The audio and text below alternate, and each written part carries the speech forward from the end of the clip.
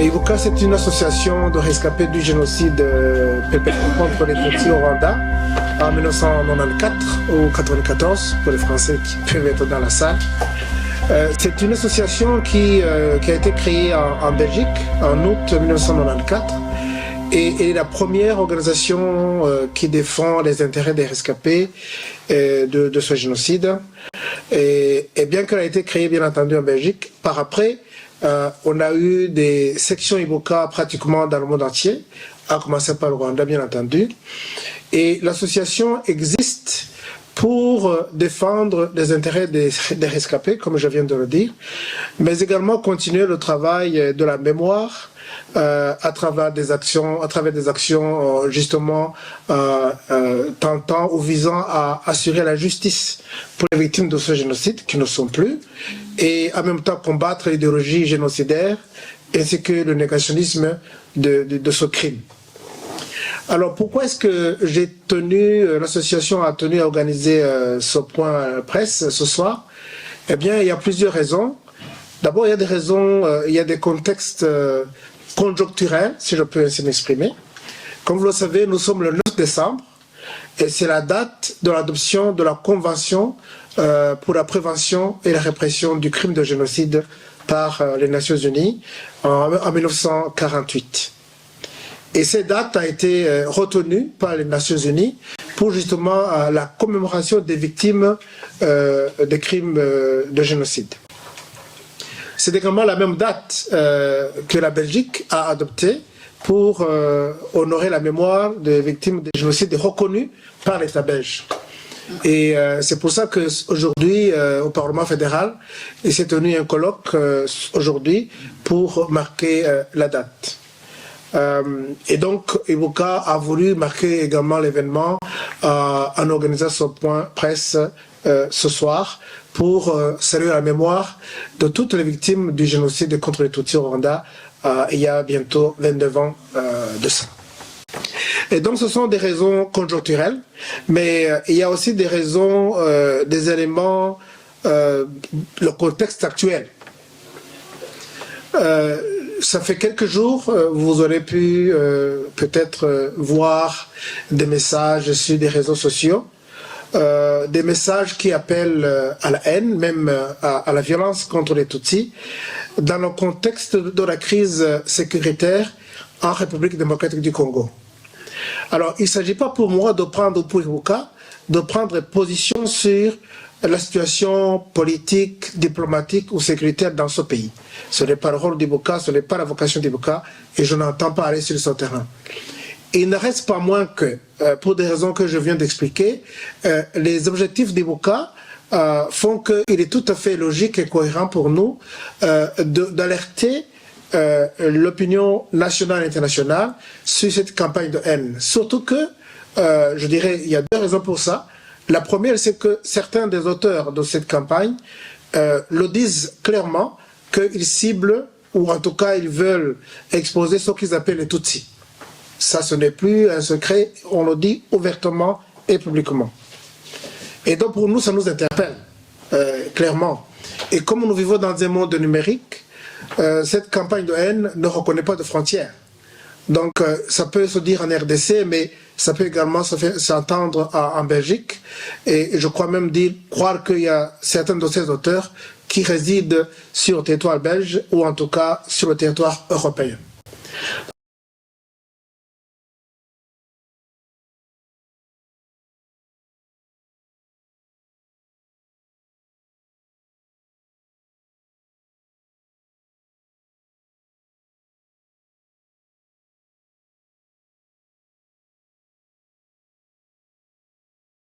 Qui en font des victimes pour eux peut-être légitimes.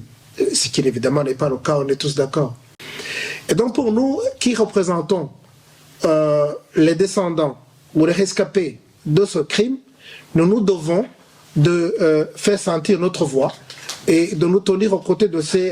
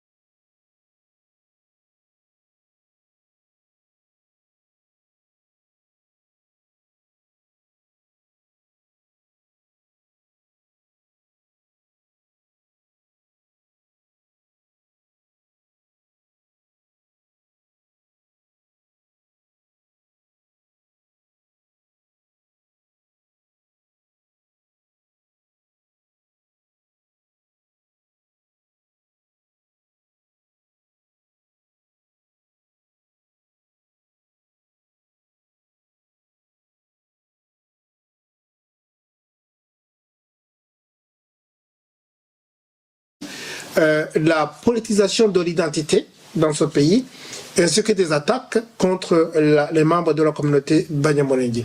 Donc je tiens à souligner que notre message est celui de la solidarité avec cette communauté, sans toutefois entrer dans ce qui concerne le Congo en termes de politique intérieure.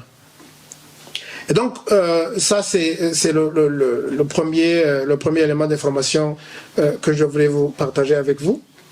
Et le deuxième, ou plutôt le troisième, c'est qu'est-ce que nous entendons, quelles sont les stratégies du BOCA pour contrer cette campagne.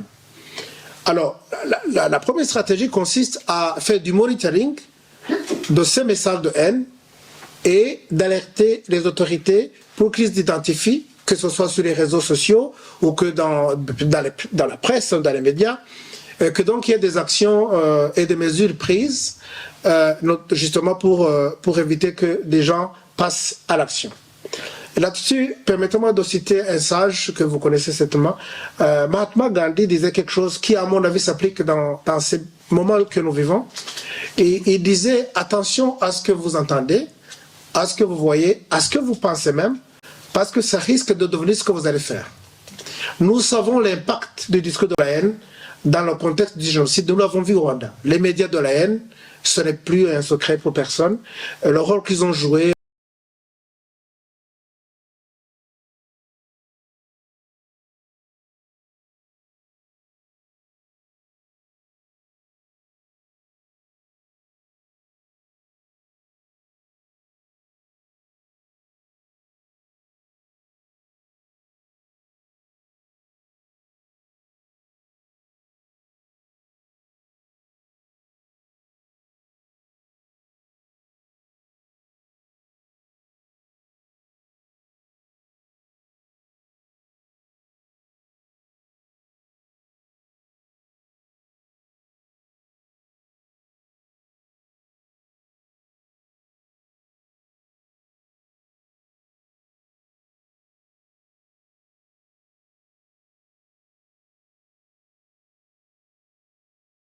de rendre justice, ou en tout cas de faire régner la justice.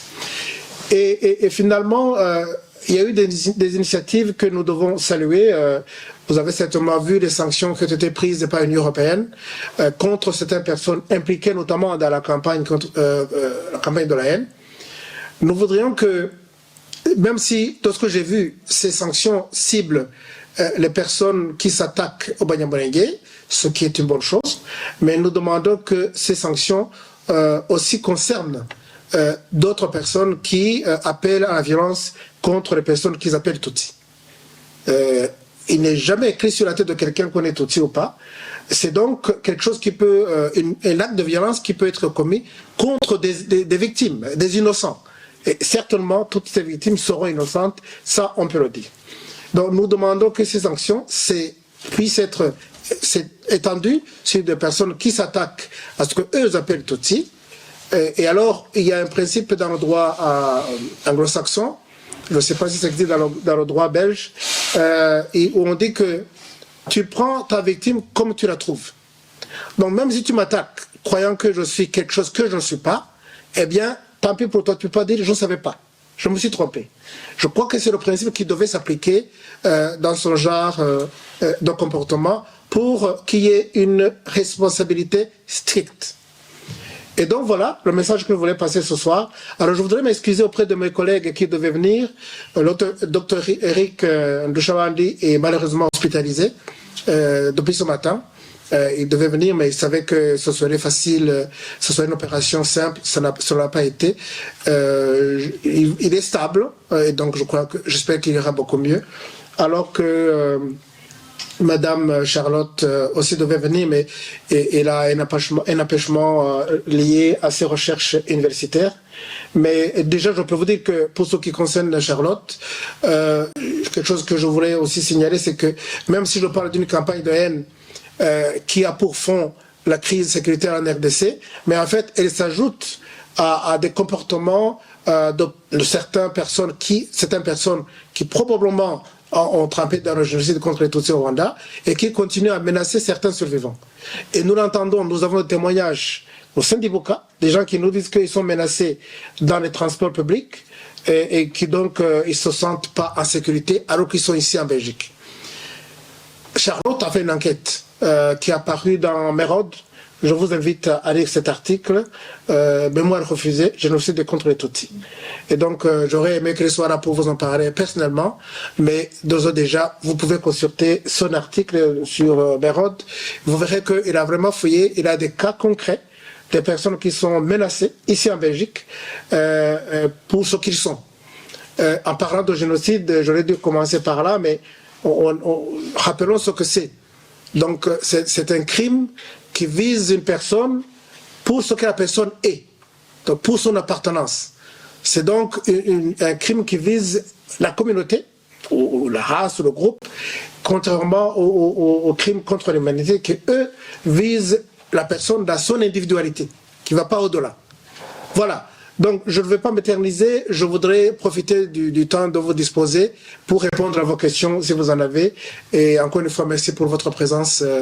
La parole est à vous. Donc, le magazine, c'est Médor.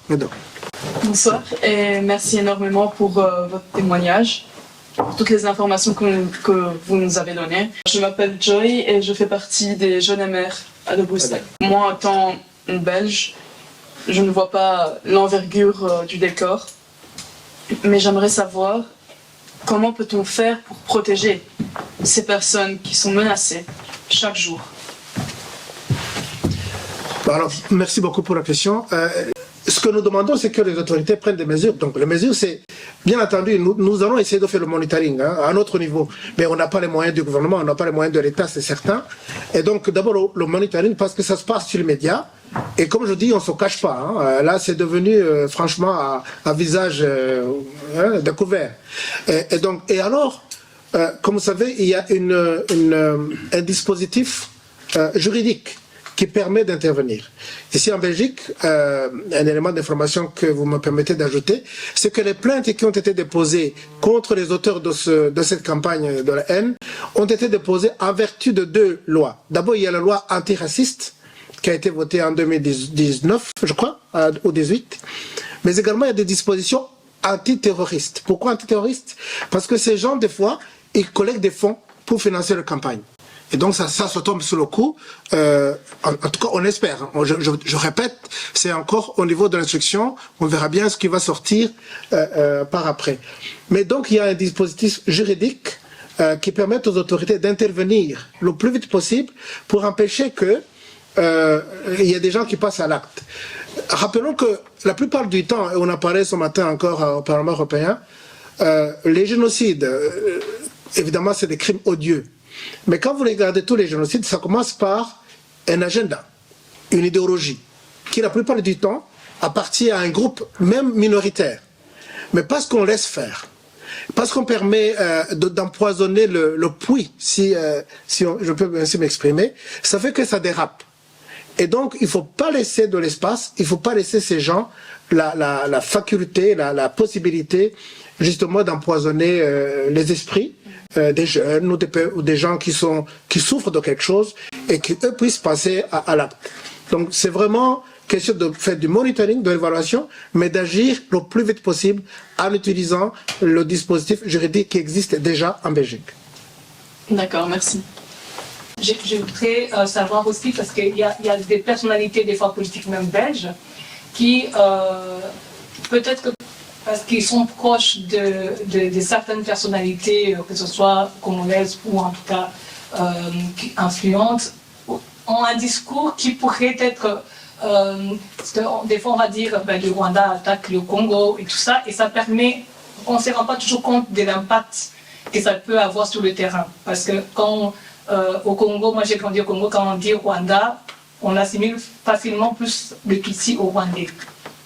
Et donc ça permet que tout le monde, tout celui qui a un faciès identifiable des Tutsis est en danger. Et certaines personnalités congolaises ont parlé d'infiltrés ou en parlant du mouvement rebelle intra-congolais en disant qu'on est attaqué de l'extérieur. Et donc tous ces petits discours-là qui sont des fois subtils pour les gens qui ne connaissent pas les réalités du terrain, sont reprises par même des personnalités. On a vu ici Madame à la Commission européenne, Arena Margarina, qui a parlé de l'attaque du Rwanda, et on ne se rend pas toujours compte de ce que ça peut avoir comme impact sur le terrain. Qu'est-ce que Ibuka, qui est quand même reconnu ici en Belgique, peut faire pour justement alerter ces personnes-là que leur discours n'a pas seulement des impacts ici, c'est pas en voulant réveiller sur les drames congolais qu'on va cibler, on donne en pâture des personnes, des civils qui n'ont rien à voir avec ni la politique, ni le pouvoir des armées, et les sensibiliser au fait que les mots ont un sens et les mots peuvent tuer et les mots tuent. Donc peut-être comment on peut sensibiliser ces personnes-là, comment les atteindre pour donner une autre version de l'histoire, parce qu'ils n'ont qu'une seule, ils n'ont qu'un interlocuteur qui donne sa vision avec peut-être des fois aussi un discours de haine qui lui appartient. Je pense notamment à une personne en particulier. Donc qu'est-ce qu'Ibuka peut faire pour aider justement à sensibiliser et à atteindre ces personnes-là pour leur montrer l'impact que ça peut avoir sur les populations locales? Merci beaucoup. Alors, je rappelle, j'insiste que je n'ai pas l'intention d'entrer dans le débat congolais pour ce qui concerne ce pays, mais simplement réagir sur ce que vous avez dit. Nous avons fait l'expérience au Rwanda. Des personnes en vue, d'autres personnalités influentes, des personnes influentes, ont carrément une responsabilité avérée de contrôler ce qu'ils disent. Je ne suis pas contre le débat, je ne suis pas contre le dialogue, mais il faudrait que des gens réfléchissent, comme vous venez de le dire, que ce qu'ils disent et comment ils le disent peut avoir d'autres effets que peut-être même eux n'ont pas voulu. C'est possible, mais attention, on n'a pas toujours le temps de demander des explications, des clarifications. Donc, surtout quand on est en vue, quand on est une personnalité en vue, on doit faire beaucoup plus attention à ce qu'on dit. Et il y a un terme que la plupart dans l'armée américaine, dans la Deuxième Guerre mondiale, on disait reckless talk cost lives. Donc, une parole irresponsable peut coûter des vies. C'est malheureusement le cas, surtout dans une situation où les gens sont tendus pour des raisons diverses, et peut-être même légitimes. Mais il faut faire attention que quand on fait quelque chose, quand on s'exprime, eh bien, qu'on ne donne pas aux autres une possibilité de récupérer ce qui a été dit pour l'utiliser à des fins criminelles. N'hésitez pas à utiliser le terme. Maintenant, Ibuka, nous, tout ce que nous demandons, ce que tout nous pouvons faire, c'est dire, s'il vous plaît, faites attention à ce que vous dites et comment vous le dites. Voilà. Il est évident que, malgré la clarté de votre explication sur la définition du génocide, évidemment, il y a toujours des contextes qui ne peuvent pas justifier soit génocide ou un autre crime. Donc, voilà pourquoi un travail de pédagogie n'est jamais de trop, même dans des situations difficiles, comme ça se passe souvent, où évidemment des démagogies, des manipulations nous font perdre la tête, mais il faut toujours rappeler que celui qui commet un crime aujourd'hui et qui, en même temps, on dirait qu'en même temps, il y a une sorte de préparation d'un discours, donc d'un narratif, comme on dit, pour justifier ça. Évidemment, la justice ne peut pas nous pardonner. Et voilà pourquoi je pense que nous devons, nous tous, avec chacun sa petite partie de responsabilité, donc appeler un peu à l'ordre nos entourages, des gens que nous avons grandi ensemble, travaillé ensemble, pour, même quand on dit que non, moi je fais de la politique parce que tout est permis, tous les opportunismes sont permis. Moi en tout cas, je n'arrête pas de discuter toujours de bonne foi, sans être en train déjà d'accuser d'autres, même sans prendre parti, parce que c'est un effort que j'ai fait aujourd'hui, c'est de ne pas prendre parti dans des situations tendues comme celle qui se passe dans votre région. Ceci dit, est-ce que l'expérience malheureuse, mais en même temps que vous avez pu transformer aujourd'hui, je parle de votre association, en une sorte de creuset de réflexion sur un malheur, même préventif. Ibuka ne participe pas aujourd'hui dans des dialogues, je dirais, avec des associations des pays voisins. Mais je parle évidemment, nous sommes ici en Belgique, à Bruxelles, ici, dans le pays où nous sommes. Merci. Alors, merci Dacha. Alors, nous sommes, comme vous dites, nous sommes basés en Belgique. Donc évidemment, nous travaillons avec d'autres associations qui partagent notre mission et nos objectifs. Il y a notamment un groupe qu'on appelle Collectif Belge contre le négationnisme du crime de génocide. Nous en faisons partie et donc nous échangeons régulièrement sur des choses des sujets qui nous intéressent en commun. Pour ce qui est de la région, comme nous sommes basés ici, dans notre région, je ne crois pas que nous sommes arrivés à ce niveau. Mais il est évident que le dialogue est toujours ouvert et que tout ce qu'on peut faire pour justement, surtout, faire entendre que même si on veut on a des idées politiques pour ou contre tel ou tel gouvernement, mais le génocide ne devrait pas être utilisé dans ce genre de récupération. Parce que ça ne sert à rien. C'est d'abord un crime, on ne peut jamais excuser un crime. Et donc nous voulons rester sur bien entendu, notre territoire, notre terrain de travail, qui est de préserver la mémoire des victimes du génocide, de défendre les rescapés, et défendre leurs intérêts, et par-dessus tout, justement, faire le plaidoyer, faire la mobilisation, la sensibilisation, pour que vraiment le plus jamais soit une réalité. Maintenant, Ibuka, à nous seuls, on ne peut pas le faire. Comme vous l'avez bien dit, c'est un travail de tout le monde. Et qu'on soit en association ou pas, qu'on soit de la région ou pas, c'est un crime. Il y a une convention internationale. Et nous devrions tous travailler pour que cette convention pour la prévention et la répression du génocide profite à tout le monde. Et donc voilà ce que je peux répondre à ta question. Mais merci pour déjà ta contribution dans ce dialogue, Dacha. Merci beaucoup. Merci beaucoup pour tous les éléments, toutes les informations, toutes les explications que vous avez données. Je ne fais que me réjouir parce que je sais comment on a initié cette initiative.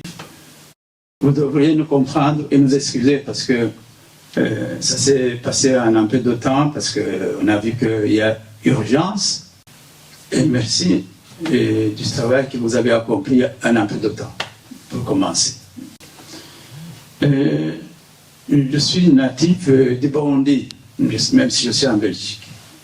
Vous avez parlé du Congo, vous avez parlé du Rwanda, mais vous savez aussi que, ou bien si vous ne le savez pas, moi je le dis, au Burundi c'est la même chose. Il y a tout un un groupe de personnes qui continuent à attiser la haine contre les Tutsis. Des fois même ils s'attaquent même au Banyamulenge, mais étant au Burundi. Et tout ce qu'ils appellent les Batutsi. Et sur des audios, on a reçu beaucoup. Toutes ces personnes, on les connaît, hein? Mais personne ne les punit. Personne. Ils continuent à s'exprimer librement. On a tous ces enregistrements. Espérons que vous avez dit que il y a certaines personnes qu'on a déjà identifiées qu'on va traduire en justice, espérons.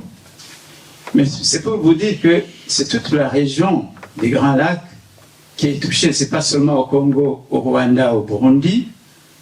Et ça a un impact à Bruxelles ou ailleurs d'ailleurs. Je ne sais pas si dans d'autres pays, en Amérique ou ailleurs, si les autres ne sont pas touchés. C'est une réalité. Nous devons continuer à alerter pour qu'il se passe quand même quelque chose pour qu'on puisse qu'on puisse respecter ce qu'on appelle le droit à la vie. C'est comme si les Batutsis sont nés pour être haïs tout le temps, alors que ce n'est pas les Batutsis qui créent les problèmes dans la région des Grands Lacs. Et voilà. Alors, un petit commentaire sous forme de suggestion. Vous vous souvenez, une fois, on a déjà organisé un événement au Parlement européen qui rassemblait les Burundais, les Rwandais et les Congolais. Est-ce qu'il n'y aurait pas moyen peut-être de voir si on peut encore oser se mettre ensemble pour que justement qu'on puisse débattre ouvertement avec ces personnes qui veulent nous entendre, évidemment. Ceux qui ne veulent pas, c'est difficile de forcer les gens. Hein.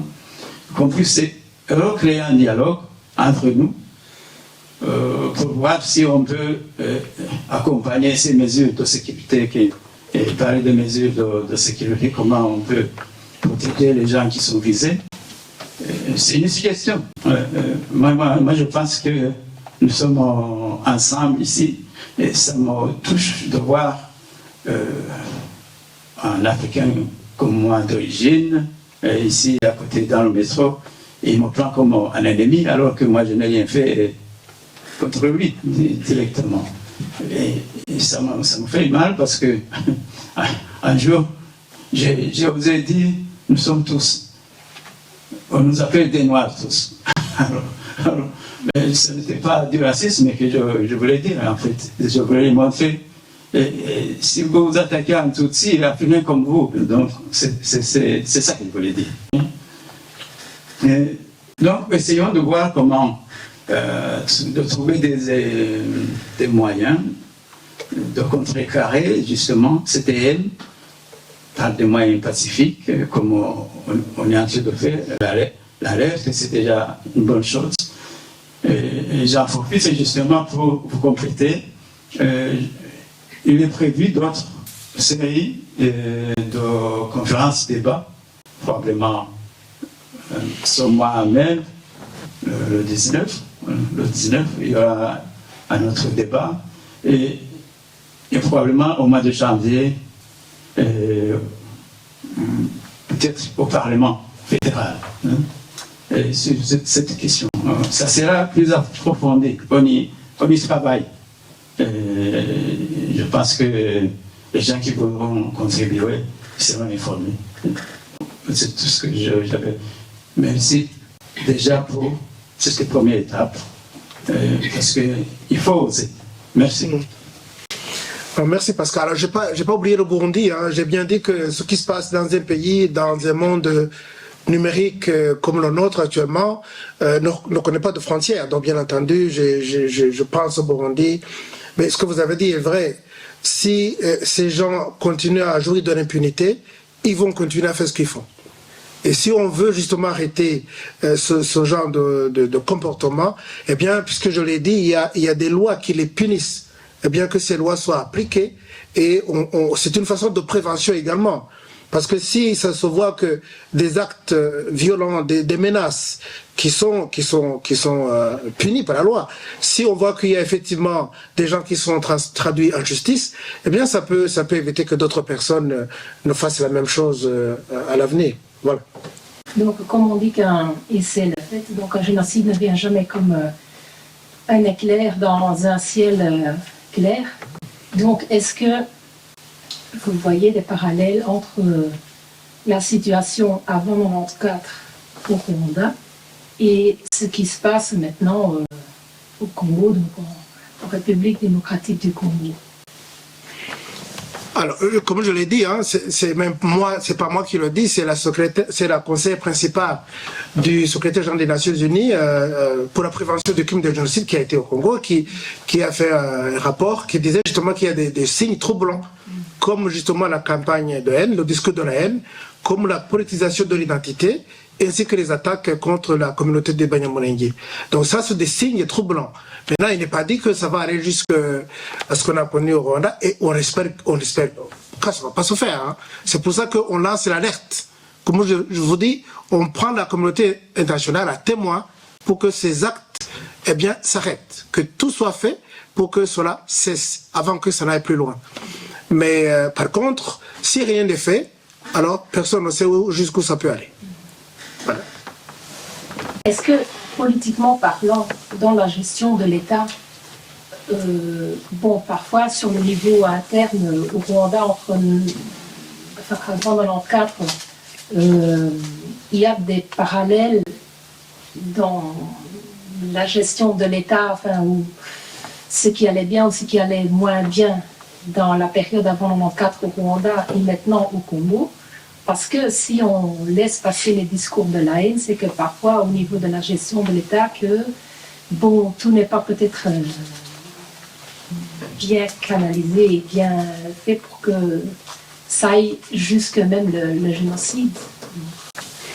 Alors, peut-être un petit détail, mais qui est de taille, si je peux ainsi m'exprimer, c'est qu'on n'a pas encore vu au Congo la radio...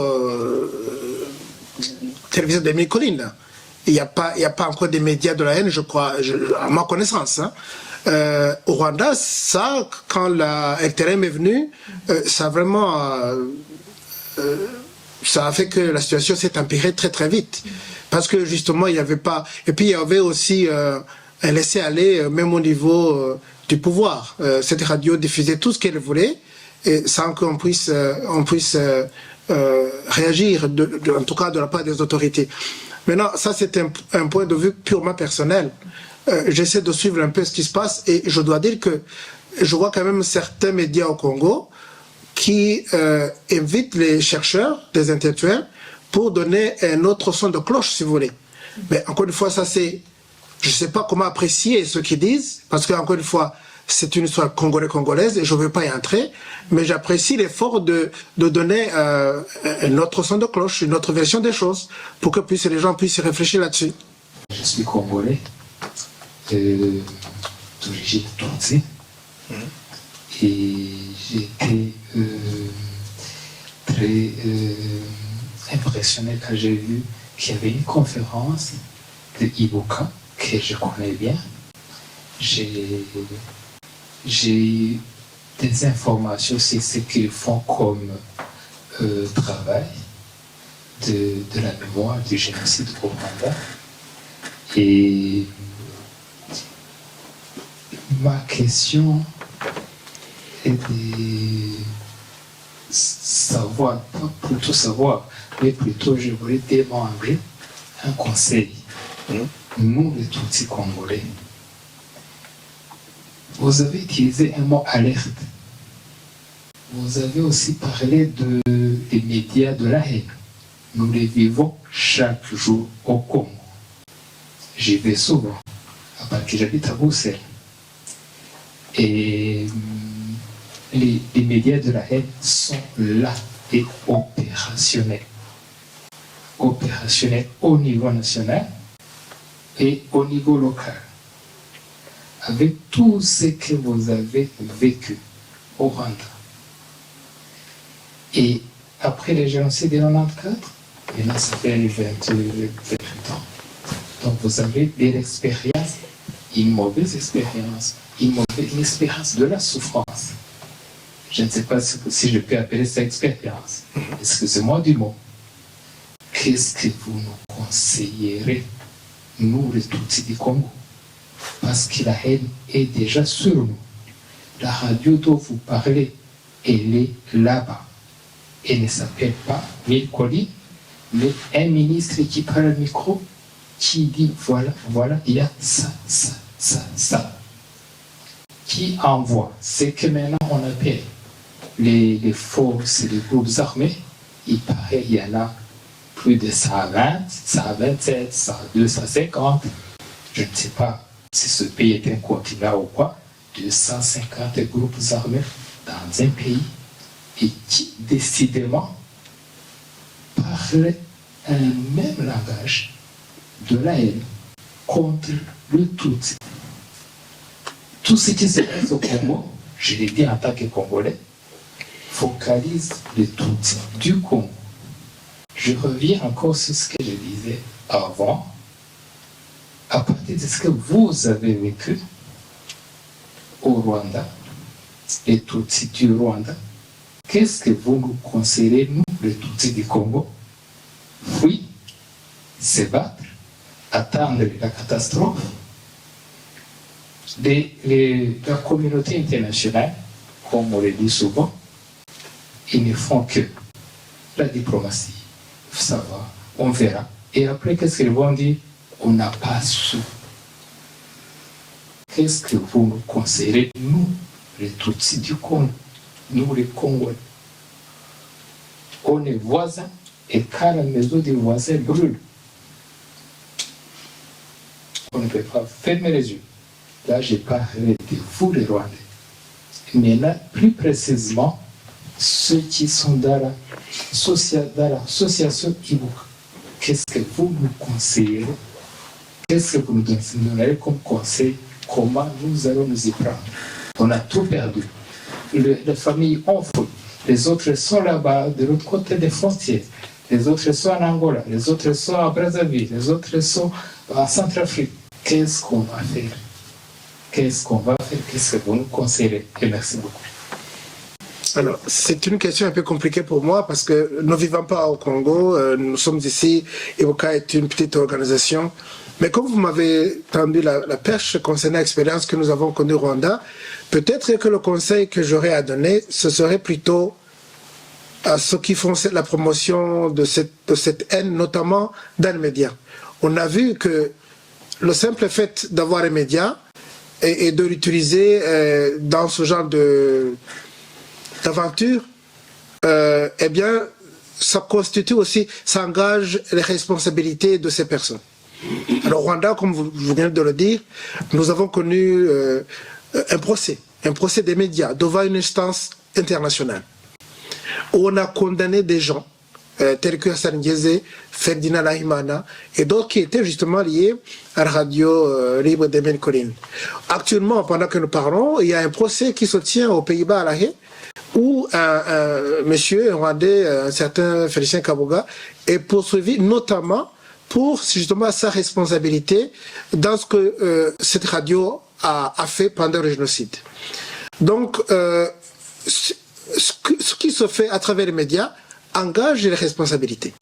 Et je crois que du côté des victimes, des gens qui sont menacés, il faut continuer à justement peut-être faire en sorte que vous préservez ces programmes, parce qu'un jour ça va servir.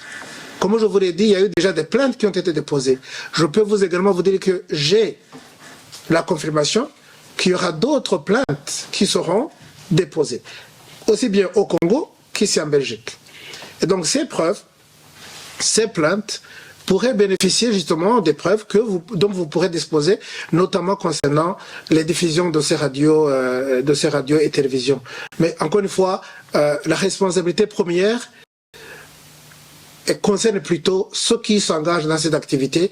Ils devraient savoir qu'un jour, ils pourraient répondre de ce qu'ils font aujourd'hui. On est en Belgique ici, et donc est-ce qu'il n'y aurait pas lieu, parce que là on parle beaucoup des conséquences, on est en train d'essayer de prévenir un génocide qui pourrait se faire? Est-ce qu'il n'y a pas moyen peut-être d'aller au commencement et montrer aussi la responsabilité des autorités, en tout cas des autorités belges, dans ce qui se passe dans la division des peuples qui a été à la base même de la colonisation, pour pouvoir peut-être montrer aux gens que ce qui arrive aujourd'hui, ce n'est pas un hasard aujourd'hui que le Tutsi soit ciblé de telle manière systématique. Et parce qu'il y a beaucoup de Congolais qui pensent que c'est récent, c'est avec 94 que ça a commencé, mais en fait, quand on regarde l'histoire du Congo, ça n'a pas commencé en 94. Ce n'est pas après le génocide contre les Tutsis au Rwanda de 94 qui fait que ça soit comme ça aujourd'hui.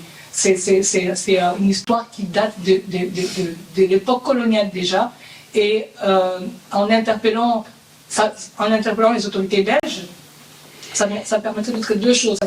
Ça permettrait un peu de nuances dans les positionnements de certains, que ce soit congolais ou belges, mais ça permettrait aussi que ceux qui prennent la parole, les hommes politiques belges, ne s'avancent pas trop vite en voulant faire oublier leurs responsabilités dans les drames congolais. Donc, est-ce qu'il n'y a pas lieu peut-être aussi des fois de rappeler l'histoire? Et je ne sais pas si Ibuka, c'est son combat aussi, mais je veux dire, là on est en train de soigner les plaies, mais est-ce qu'on ne devrait pas peut-être voir aussi comment prévenir pour que ça ne se reproduise pas, et donc rappeler l'histoire dès le début.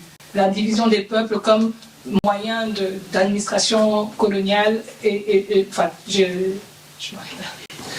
Alors, c'est un débat qui se justifie, c'est un débat qui peut très bien avoir lieu. Je ne suis pas certain que ce soit dans la sphère d'intervention d'Ibuka, mais ce qu'on a remarqué par contre, c'est qu'effectivement pendant les procès, surtout les assises, on voit bien qu'on a besoin de savoir un peu, de prendre un peu de recul dans l'histoire pour comprendre certaines choses. L'évolution des mentalités des gens, tout ce qui a changé pour que justement des gens en arrivent à commettre un génocide contre les Tutsis au Rwanda notamment. Donc c'est un débat qui peut avoir lieu et nous, au niveau d'Ibuka, nous organisons des colloques chaque année, et dans chaque colloque nous essayons d'y mettre justement ce contexte historique pour nous permettre de cerner très bien le sujet du génocide. Mais je ne crois pas que nous, au niveau d'Ibuka, on puisse s'étendre sur la colonisation et tout ce qui vient avec. C'est un débat qui peut très bien avoir lieu dans une autre situation, si vous voulez. Comme il y a beaucoup de radios, télévision qui parlent de la haine, si c'est possible pour votre communauté Tutsi du côté Congo, d'avoir aussi au moins un seul média pour contredire ce qu'ils disent et dire comment vos objectifs, parler aussi de votre histoire, parce que il continue à dire que vous êtes venu du Rwanda, mais je pense que c'est mieux avec votre propre média de parler de votre histoire, de parler aussi au peuple Tutsi qui est là, parce qu'ils veulent aussi entendre comment leur propre communauté parler d'eux. Ça va les encourager peut-être pour mieux résister à cette haine et voilà, et d'avancer. Je pense qu'avoir un média qui parle de votre histoire serait aussi une bonne idée pour contredire ce que les autres disent. Merci Liliane. Je voulais savoir à quel point est-ce que la haine des Tutsis est enracinée dans la culture rwandaise, parmi certains Rwandais, et Madame a parlé aussi du Congo, et à quel niveau est-ce que ça s'exprime aussi par-delà la frontière congolaise? Alors, je ne suis pas historien, je ne sais pas quel recul je peux prendre, mais de ce que je sais du Rwanda, c'est pas correct de dire qu'il y a une haine ancrée entre les Rwandais, différentes composantes du peuple rwandais. Je crois que c'est pour quelqu'un qui a parlé de l'histoire, si on prend un recul dans notre histoire, on verra bien qu'il fut un temps où les Rwandais vivaient tout à fait ensemble dans la parfaite harmonie. avec ce qu'il y a d'humain dans nos relations humaines. Même aujourd'hui, maintenant, les Rwandais vivent encore une fois ensemble dans un pays. Il n'y a pas des gens qui habitent, il n'y a pas un groupe qui habite une colline ou une province ou je sais pas moi. Et donc, si vous regardez, c'est là peut-être où le crime de génocide est vraiment tout à fait... Comment, je ne trouve pas un adjectif pour le décrire, mais c'est très mauvais parce que ça oppose des gens qui ont beaucoup plus en commun que ce qui les différencie. Il y a des pays, je ne sais pas que le Rwanda, où il y a des gens qui ont même des cultures différentes, des langues différentes, des coutumes différentes. Ça, on n'a pas nous au Rwanda. On partage tout. Mais qu'est-ce qui a fait que justement, il y a eu cette idéologie du génocide, de chercher à exterminer l'autre? Il y a beaucoup de facteurs, certainement historiques, pour sûr, peut-être aussi une partie de la colonisation, mais c'est pas vrai de dire qu'il y a une haine ancrée des Tutsis au Rwanda. Comme quoi, si on est avec ça, c'est pas vrai. C'est quelque chose qui a été travaillé, qui a été nourri par certains pour des intérêts tout à fait confinés à certaines personnes, mais ça a fait que ça a pris l'ampleur que ça a pris, et voilà, on a vu le génocide contre les Tutsis se perpétrer pendant 100 jours, 3 mois, et on a perdu plus d'1 million de personnes qui ont été tuées simplement pour ce qu'ils étaient. Simplement pour ce qu'ils étaient. Donc vous rencontrez quelqu'un, vous lui demandez sa carte d'identité, vous lisez, il est Tutsi, il doit être tué. C'est pas normal. Il faut admettre que c'est pas normal. Et donc il y avait toute une préparation derrière, et certainement une campagne qui a été menée justement pour opposer les gens aux autres à ce niveau. Mais la question que je voulais aussi vous poser, c'est quelle a été l'origine de cette haine pour que on en arrive là? Pour faire simple, c'est la convoitise du pouvoir. Il y a des gens qui voulaient du pouvoir et qui se sentaient peut-être menacés dans le contrôle total du pouvoir. Total. Parce qu'on peut avoir le pouvoir mais partager avec quelqu'un d'autre. On peut avoir des élections, on peut les gagner, on peut les perdre. C'est comme ça le cycle de notre vie dans tous les pays du monde. Mais quand vous dites l'ennemi, c'est pas l'adversaire, c'est l'ennemi. Et donc, des partis politiques se forment, se déforment. On change des partis politiques. Mais si vous voulez absolument éviter que l'autre vive, c'est même pas question de que l'autre puisse exercer le pouvoir. C'est qu'ils ne vivent plus, ou qu'ils ne vivent plus. Et donc il faut exterminer femmes, enfants, hommes, vieillards. Et voilà, donc pour moi, c'était vraiment la part du pouvoir. Et le pouvoir absolu, absolument absolu, qui a fait que il y en a qui ont pensé que la seule façon d'arriver à cela, c'est d'exterminer les autres, pour qu'ils puissent justement jouir de ce qu'ils voulaient avoir comme pouvoir. Je pense que pendant longtemps, les gens ont coexisté. Évidemment, au départ, j'avais entendu qu'il y avait une partie qui avait le monopole, par exemple, de devenir roi. Bon, je me suis un tout petit peu intéressé, visiblement, peut-être que les historiens vont m'aider, pas me contredire ou même m'aider simplement. Visiblement, c'est pas tout à fait ça. Donc, un individu peut, c'est son droit d'avoir l'ambition de vouloir d'arriver au pouvoir.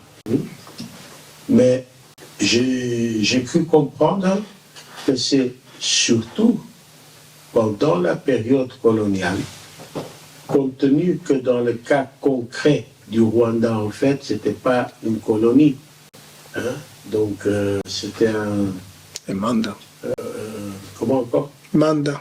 Oui, un mandat, donc un tutorat. Voilà, donc, c'est-à-dire que, évidemment, celui qui avait le mandat a outrepassé son mandat, parce que ce n'était pas le même cas, par exemple, à côté, au Congo. Et dans tout ça, il y a aussi des manipulations des hommes des individus. Et c'est pour ça qu'il faut, dans la recherche, disons, de solutions, pour que les gens puissent réellement vivre ensemble et aussi aider ou empêcher quelqu'un qui aurait des visées, en fait, de développer des pratiques génocidaires, faire de la pédagogie tout le temps. Tout le temps. Parce que ce qui s'est passé au Rwanda en 1994, en fait, ça ne se passe pas, évidemment, il y a mon voisin qui vit ça dans la peau, peut-être qu'il va me contredire, mais on n'est pas encore, peut-être qu'il faut précisément éviter d'y arriver, dans le même cas que ce qui s'est passé au Rwanda. Il y a assez d'éléments d'alerte. Je venais de lire le rapport de l'envoyé de secrétaire général des Nations Unies pour le cas de génocide. Hein. Et aussi, la presse, et nous-mêmes aussi en tant que citoyens, nous avons des responsabilités d'éviter, disons, de crier tellement lourd. Au lieu de crier, dénonçons en fait des cas concrets. Et peut-être que c'est la meilleure façon d'empêcher qu'on arrive dans cette, je ne vais pas dire massacre de masse, dans le génocide, parce qu'il y a quand même une différence hein, entre ceux qui... Peut-être que Ernest pourra nous rappeler ça. Je fais appel à tes qualités de juriste aussi. Donc, cette différence de la question de massacre de masse, de génocide, parce qu'aujourd'hui, il y a une confusion à cause de l'actualité. Mais l'actualité ne doit pas nous rendre aveugles et même, disons, nous créer une telle confusion qu'à certain moment, on fait une soupe. Même si, évidemment, quand on tue un individu, que ce soit dans le cadre d'un crime quelconque, un passionnel ou autre, évidemment, c'est un crime. Mais il faut qu'on fasse chaque fois de la pédagogie pour expliquer, hein, oui, là on est dans un massacre, dans le massacre de masse, là on est dans des crimes par exemple l'armée qui commet un crime, parce que normalement ce n'est pas l'armée bien formée ne commet pas de crime, il fait la guerre, il y a un droit de la guerre et tout ça. C'est pour ça que je souhaiterais qu'Ernest nous fasse un petit résumé de ces différences-là, sans mettre en concurrence, je dirais, des malheurs en fait, parce que ça aussi, il faut éviter. Donc, et c'est ça l'intérêt de ce genre de conférence. C'est pour ça que j'avais beaucoup apprécié au début. Nous n'allons pas rentrer à faire de l'analyse politique de chacun de ces pays, parce que sinon, ça ne va pas nous aider à empêcher que cette machine diabolique qui peut arriver dans des conséquences incroyables puisse fonctionner. On peut avoir des régimes tout à fait différents et ne pas nécessairement arriver à des cas de massacre de masse ou de génocide. Voilà, merci. Très bien. Alors, je ne vais pas vous faire un cours de droit, mais pour faire simple, le génocide, c'est un acte, il y en a 5 en tout, il y a un acte qui est commis avec l'intention de détruire un groupe en tout ou en partie sur base de son ethnie, sa race, sa nationalité ou sa religion comme tel. Donc, un groupe comme tel. Donc, ça, c'est le génocide. Comme je vous l'ai dit au départ, là, vous ciblez l'appartenance de la victime. Ce n'est pas ce qu'il a fait. Alors que les crimes contre l'humanité, c'est aussi des crimes très, très, très graves. Mais là, vous parlez d'une individualité de la personne, de la victime. Et ça se caractérise par des attaques larges et systématiques. Mais là, on n'est pas dans l'intention de détruire comme tel. C'est ça la différence. Les crimes de guerre, bien entendu, c'est aussi des crimes très très graves. Hein. Il ne faut pas penser que le génocide est le seul crime, mais c'est certainement le plus odieux des crimes. Mais maintenant, Dacha a raison. De ces jours, on parle de génocide pour tout et presque pour rien. Ce matin, quelqu'un nous montrait une photo qu'il avait prise lors d'une manifestation de chauffeurs de taxi et les manifestants criaient au génocide. Donc vous vous rendez compte, un génocide de chauffeurs.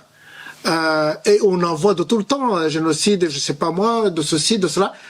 C'est peut-être parce que les gens pensent que quand vous utilisez le mot génocide, alors là, on s'arrête. Hein? C'est comme si c'est l'option nucléaire. Ce n'est pas toujours le cas. Si ça arrive, il faut le dire.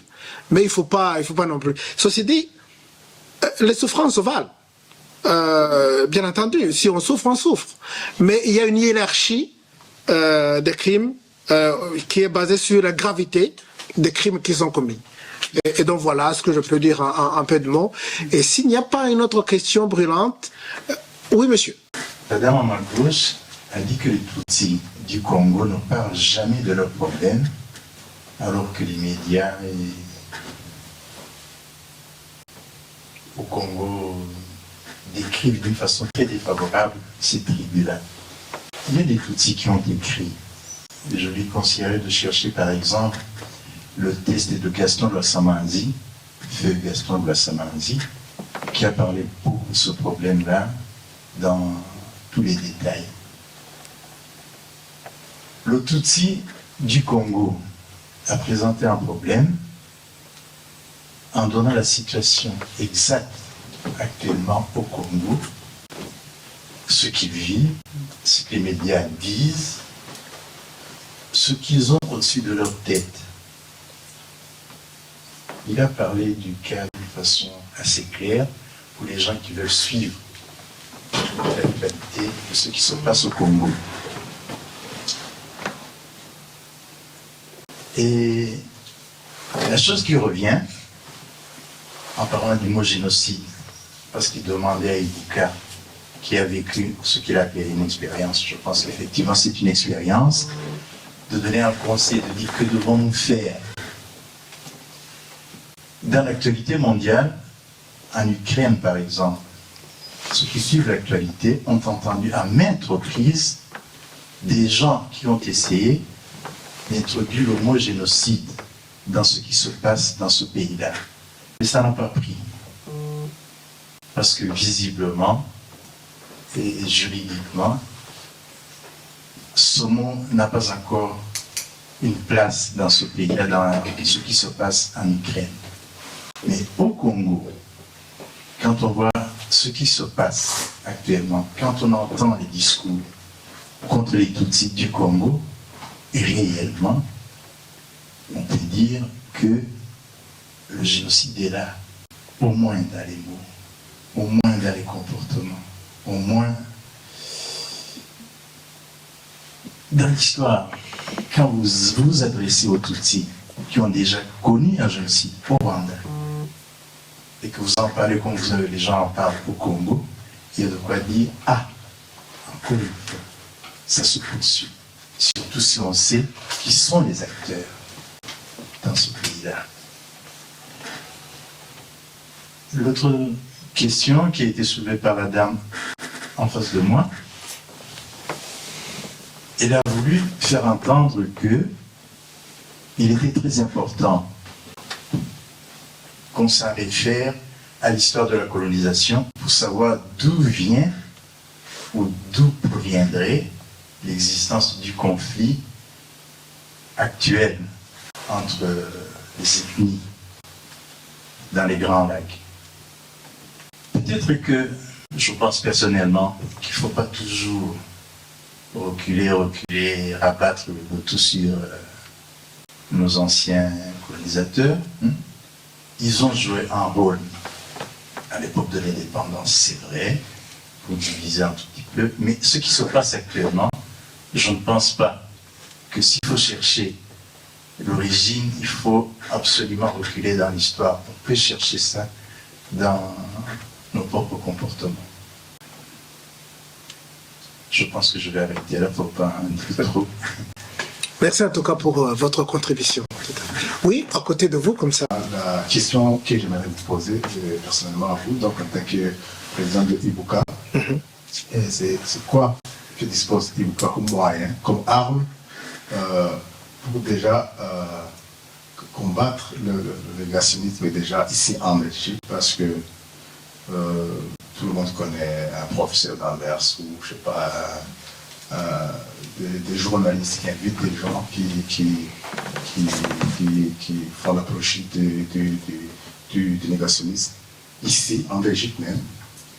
Est-ce qu'il y a des procès? Est-ce que Ibuka a des moyens déjà pour commencer à combattre déjà le négationnisme ici? Parce que quand on dit négationnisme du génocide des Tutsis, on peut déjà être négationniste du génocide que tout le monde espère qu'il ne viendra pas de Tutsis congolais. Est-ce que il y a moyen de ne pas se limiter aux alertes, à tirer des sonnettes d'alarme, mais aussi donc attaquer ces gens-là pour les faire regretter ce fait d'enseigner surtout les jeunes que le génocide, oui, il y a eu 2 génocides, ou peut-être même plusieurs. Est-ce que Ibuka a déjà fait quelque chose, ou compte faire quelque chose déjà pour combattre le génocide ici en Belgique? Merci. Oui, merci beaucoup. Alors oui, on a mes prédécesseurs, je ne vais pas prendre le crédit parce que ça a été fait avant que je ne devienne, je n'assume les fonctions qui sont les miennes aujourd'hui au sein d'Ibuka. Mais je sais que mes prédécesseurs se sont battus au sein d'Ibuka pour justement qu'il y ait ce dispositif dont je parlais.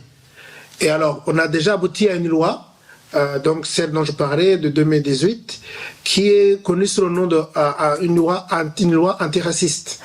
En fait, il y a une disposition de cette loi qui punit le négationnisme, mais de la part des experts en droit belge, et je n'en suis pas un, je reconnais, on pense qu'il faudrait renforcer cette disposition de la loi, mais il est déjà là, donc c'est déjà un acquis.